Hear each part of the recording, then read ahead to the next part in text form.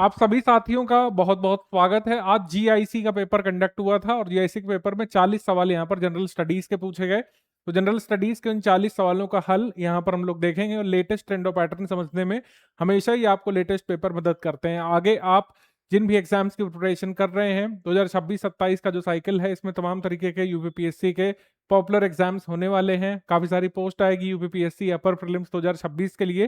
तो latest trend और pattern समझने के लिए लेटेस्ट पेपर आपको देखना जरूरी है। तो जीआईसी में कैसे प्रश्न इसमें पूछे गए हैं, जीएस में, इसका आप लोग एनालिसिस करिए।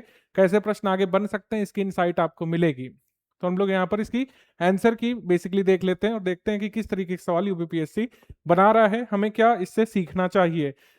जनरल स्टडीज में भाग 1 में आपका पहला सवाल है कि पार्लियामेंट को यहाँ पर किस तरीके की मेजोरिटी रिक्वायर होती है नया राज्य सृजित करने के लिए, नए राज्य के निर्माण के लिए हमें कौन सी मेजोरिटी चाहिए। पार्लियामेंट को चाहिए यहाँ पर सिंपल मेजोरिटी, यहाँ पर पता होना चाहिए साधारण बहुमत से यहाँ पर किया जाता है। इसमें संविधान संशोधन की आवश्यकता नया स्टेट बनाने के लिए नहीं होती है, ये यहाँ पे सही है। आगे है ब्रॉडर स्कोप किसका है। ब्रॉडर स्कोप ये थोड़ा सा हम लोग कह सकते हैं इंटरपर्सनल स्किल से ये सवाल डाल दिया है, तो ये कोई जीएस का वैसे पार्ट नहीं है।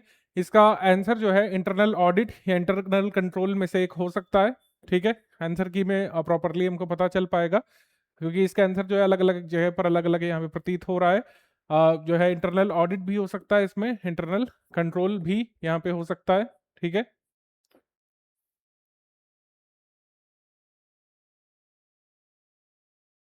आगे बढ़ेंगे हम लोग। Which state is granted special status under article 371A। 371A के तहत स्पेशल स्टेटस किसे मिला है, तो इसका उत्तर हो जाएगा यहाँ पे नागालैंड, डी हो जाएगा। नद्र जमा की उपाधि सेंट सिद्धिचंद्र जैन को किसने दी थी। तो जो मुगल काल में अकबर के समय और जहांगीर के समय और शाहजहां के समय कई सारे कलाकारों को उपाधियां दी जाती थी, विद्वानों को उपाधियां, तो उसके बारे में यहाँ पर पता होना चाहिए। जैसे तो जर आप देखेंगे 22 या 23 के पेपर में पूछा था कविंद्र आचार्य सरस्वती को किसने संरक्षण दिया। अकबर के यहाँ पे म्यूजिशियन सिखाने वाले गुरु कौन थे, अकबर किन किन यहाँ पर कह सकते हैं धर्म गुरुओं से सानिध्य रखता था इबादत खाने में, ये सब फैक्ट्स जरूरी रहेंगे। तो नद्र ए जमा की उपाधि, नद्र जमा की उपाधि जो है जैन संत सिद्धिचंद्र को किसने दी थी, यहाँ पे जहांगीर ने दी थी, जहांगीर ने। तो किस जैन संत से जो है अकबर का सानिध्य था, किसका था सानिध्य, किस जैन संत का, जहांगीर से। ये सब आप क्लियर करिएगा, हमारे नोट्स में ये सब गिवन रहता है। ठीक है, अब इसमें यहाँ पे कहा जा रहा है कि select the option that is related to third number. तो अभी ये जो एप्टीट्यूड वाले प्रश्न है, इसको हमारे दूसरे टीचर अभी आकर के एक साथ एक्सप्लेन कर देंगे। हम यहाँ पर आगे बढ़ते हैं क्वेश्चन नंबर 6 पर।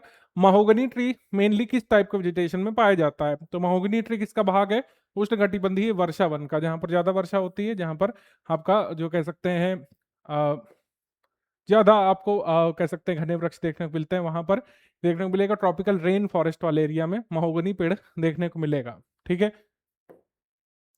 आगे बढ़ते हैं।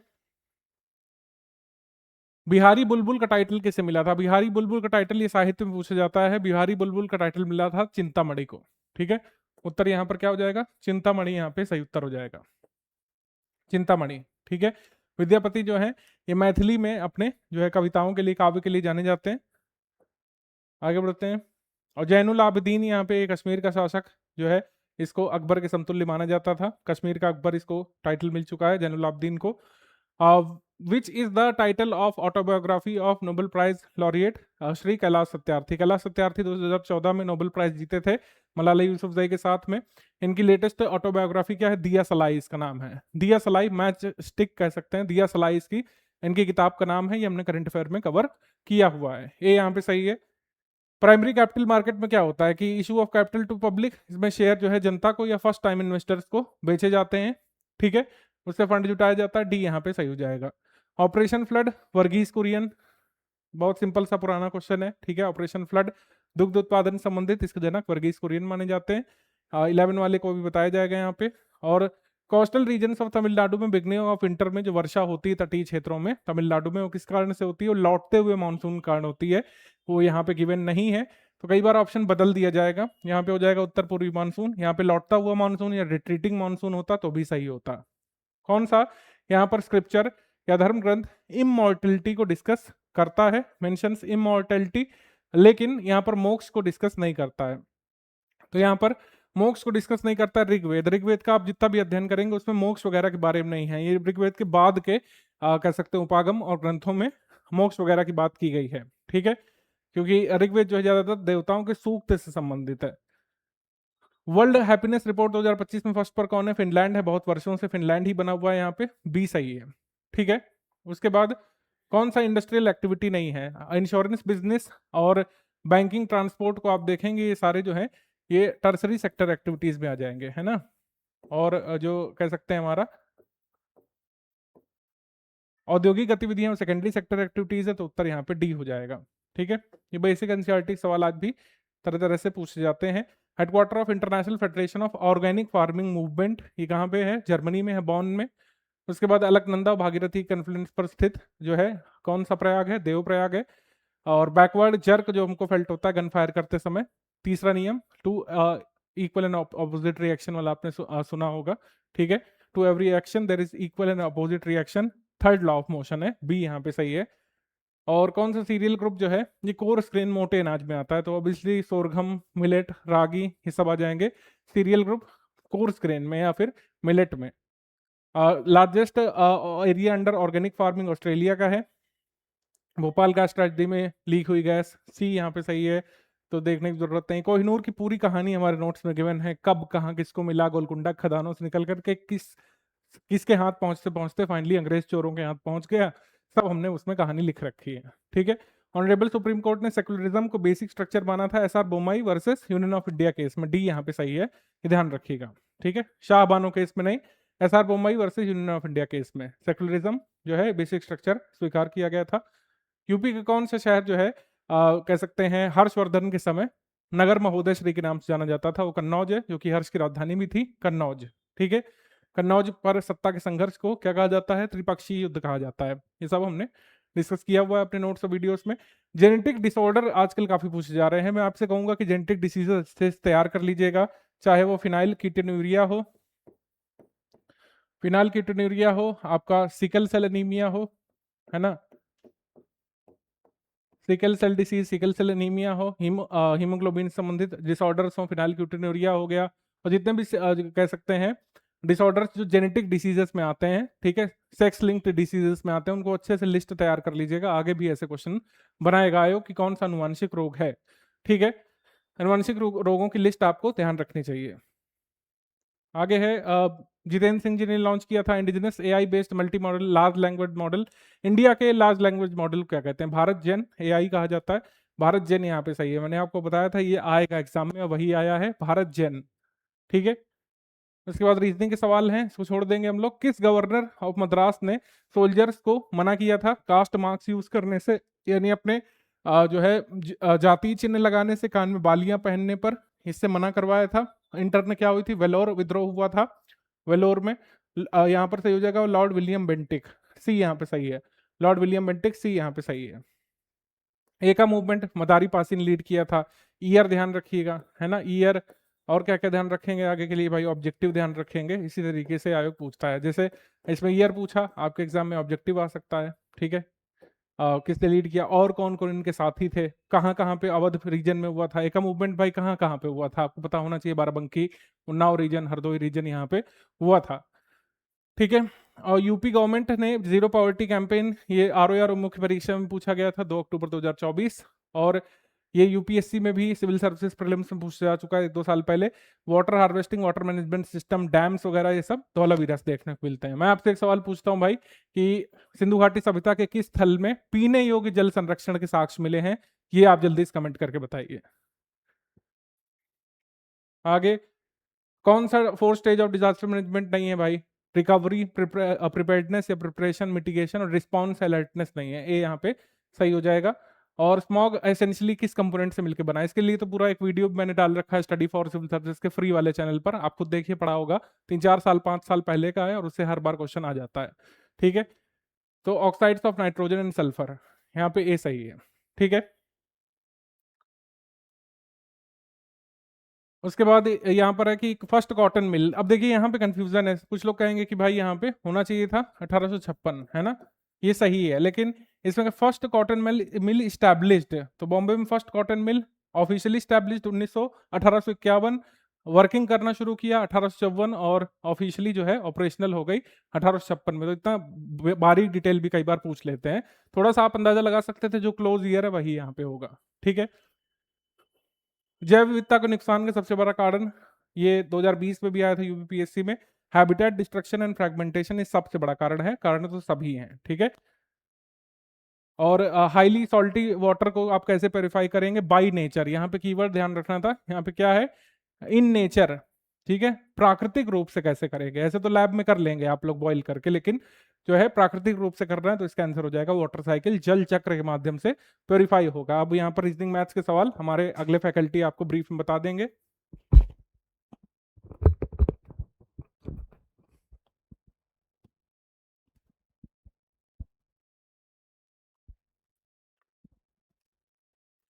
तो जैसा कि आपने देखा, यहाँ पर रीजनिंग, एप्टीट्यूड और साइंस के भी कुछ टफ क्वेश्चन आने लग रहे हैं, और कुछ ऐसे भी थे जिनके लिए हमें किसी चीज को प्रिपेयर करने की आवश्यकता नहीं थी, आराम से ये वैसे ही हो जाते। अब जैसे ये देखो, 39 नंबर में टाइम, स्पीड एंड डिस्टेंस का, जितनी नॉर्मल स्पीड से वो जाता था उसके 3/5 से अगर वो जाए, तो जाहिर सी बात है ये फ्रैक्शन जो है 1 से कम है, तो टाइम उसे ज्यादा लगना है, तो हो गया वो 20 मिनट लेट। तो आपसे इसमें पूछा हुआ है उसे नॉर्मली कितना टाइम लगता है जब वो अपनी नॉर्मल स्पीड से जाता है तब। अब इस बात का मतलब आप समझो कि 3/5 से ट्रैवल कर रहा है, तो कहना क्या चाह रहे हैं?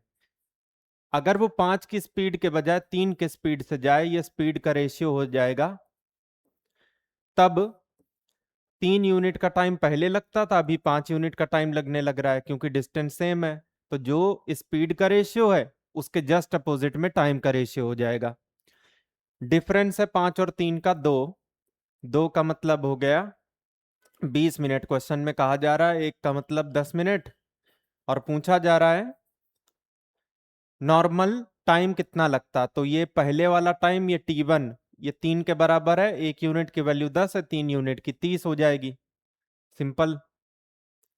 और देख लो, ये प्रॉफिट एंड लॉस का बहुत आसान सा सवाल है, कोई फॉर्मूला नहीं यूज करना, कुछ नहीं करना।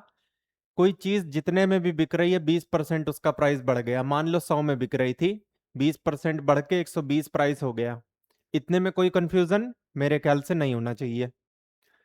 अब उसके बाद जो बाद वाला प्राइस है वो 25% से कम हो गया, 25% का मतलब हुआ 1/4, ये 120 का 1/4 हो जाएगा 30, तो 120 से 30 कम होके 90 हो गया। क्या इसमें कोई समस्या? आप लोग कहेंगे नहीं है। अब फाइनली देखना है कि क्या फर्क पड़ा। तो 100 की चीज 90 में बिक रही है, इसका मतलब 10% कम हो गया कि नहीं प्राइस? जी हाँ, बिल्कुल हो गया। और अगर कोई बीच में मिला तो आपको मैं बताऊंगा लॉजिक। अब ये देखो, डिजास्टर मैनेजमेंट, डिजास्टर हो चुका है, अब चीजों को मैनेज करना है। अब अलर्ट रह के कोई क्या ही कर लेगा उसमें, इसलिए वो अप्रोच नहीं हो सकती। और भी हम देखेंगे। अब ये रेस वाला क्वेश्चन देख लो। अब ऐसा नहीं है कि रेस वाला चैप्टर पढ़ोगे तभी ये आ पाएगा, कोई दिक्कत नहीं है। 3 लोगों की बात हो रही है, आप ध्यान देना, ए, बी और सी। 100 मीटर की रेस है, ए ने बी को 25 मीटर से हराया, इसका मतलब अगर ए 100 मीटर चला, वो रेस जीत गया, तो बी 25 मीटर पीछे रह गया, वो 75 ही जा पाया। क्या इसमें कोई समस्या? जी नहीं होगी। दूसरी तरफ बी ने सी को 4 मीटर से हरा दिया। अब यहां कुछ लोग पता है क्या गलती करेंगे, ये 75 है तो वो 4 पीछे 71 हो जाएगा, गलत बात है। कहने का मतलब ये कि अगर बी और सी के बीच में कंपटीशन हो रहा है, ए रूल आउट हो चुका है, इन दोनों पे फोकस करना बस। तो बी 100 मीटर जाएगा और सी 4 मीटर पीछे रह गया, इसका मतलब वो 96 ही जा पाएगा। अब कंपेयर करो, अगर 100 मीटर बी गया है तो सी गया है 96, क्या इसमें कोई समस्या? आप कहेंगे नहीं। लेकिन अगर बी 75 ही गया हो तो सी कितना जाएगा? अब बताओ यहाँ पे। तो ये हो जाएगा 96 × 75/100, क्रॉस मल्टीप्लाई कर रहा हूं, 25 चौके 25 तिहाई, और ये 24 बार में काटेगा, 24 तिहाई 72। अब आपसे पूछा हुआ है कि इसी रेस में ए जो है सी को कितने अंतर से हराएगा, तो ए 100 चला है, सी 72 चला है, सीधे से 28 का डिफरेंस है, बात खत्म। और देख लो पहले यहां इंग्लिश अल्फाबेट की सीरीज में जो पहला हाफ है, आप जानते हैं टोटल 26 अल्फाबेट होते हैं इंग्लिश अल्फाबेट सीरीज में, उसमें से जो शुरुआती 13 हैं अर्थात ए से लेके एम तक, उनका ऑर्डर चेंज कर दिया। आप यूं समझो कि एम से लेके ए उल्टा पढ़ रहे हैं इन लेटर को, और बताना है कि अगर हमने ऐसा कर दिया तो राइट साइड से 15वें नंबर का लेटर कौन सा होगा। तो देखो A B C D E F G H I J K L M, अब उल्टा पढ़ रहे हैं अपन, इस तरह से जा रहे हैं। और बाकी O P Q R S T U V W X Y Z, 3 3 6 3 9 3 12, ये एन भूल गया मैं, कोई प्रॉब्लम नहीं है।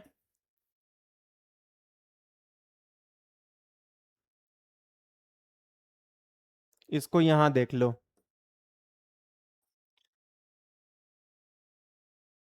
N O P Q R S T U V W X Y Z. अब राइट साइड से 15वां ढूंढना है, तो 1 2 3 4 5 6 7 8 9 10 11 12 13 14 15, लेकिन उधर से लेना है अब की, क्योंकि ये ऑर्डर अभी चेंज है, तो ये डी हो जाएगा सीधे सीधे। आप ऐसे भी देख सकते थे, राइट से 15वां तो लेफ्ट से आपको 12वां ढूंढना है, अब यहां से ढूंढ लो 12वां, तो ये आपको कौन सा मिल जाएगा, 1 2 3 4 5 6 7 8 9 10 11 12, डी।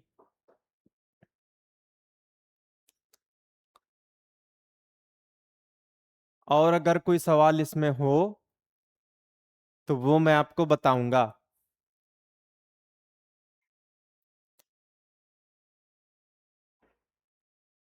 अब ये देखो 11 नंबर, 18 फरवरी 2005 को फ्राइडे है, तो 18 फरवरी 2007 को क्या होगा। अब जहां पे हम हैं 2005 में, वो लीप ईयर नहीं है, इसके अगला 2006 भी लीप ईयर नहीं है, 2007 भी लीप ईयर नहीं है, तो लीप ईयर वाला केस अगर रूल आउट हो जाए तो बस आपको +1 करते जाना है। 18 फरवरी 2005 को फ्राइडे था, तो 18 फरवरी 2006 को सैटरडे और 2007 को संडे हो जाएगा, इतनी सी बात है। मतलब पेन उठाना भी नहीं है, इस प्रकार के भी सवाल आते हैं। अब ये 5वां नंबर देख लो, एनालॉजी से है, 5 का संबंध 150 से है, तो ये बताओ 5 से 150 कैसे बना सकते हो। तो 5 का क्यूब होता है 125, उसमें 25 जोड़ना पड़ेगा तब 150 बनेगा, और 25 को क्या लिख सकते हो, 5 का स्क्वायर, तो 5 क्यूब प्लस 5 स्क्वायर, ये जो लिखा है ना इसका क्यूब करो और इसमें जोड़ दो इसी चीज का स्क्वायर। अब सेम चीज अगर हम यहां रिपीट कर दें तो ये बनेगा 8 क्यूब प्लस 8 स्क्वायर, 8 का क्यूब 512 और 8 का स्क्वायर 64, ये मिलके 576 बना देंगे।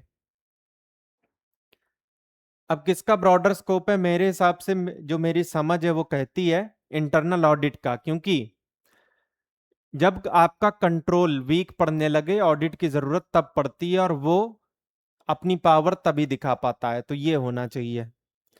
तो होपफुली आपको सारी की सारी आंसर की मिल चुकी है। आप लोग चाहें तो बता सकते हैं कितना स्कोर किन्होंने किया, ताकि हम लोग भी अंदाजा लगा सकें कि किसके कितने स्कोर हैं, तो उसी हिसाब से हम अपना कट ऑफ प्रिडिक्ट कर पाएं।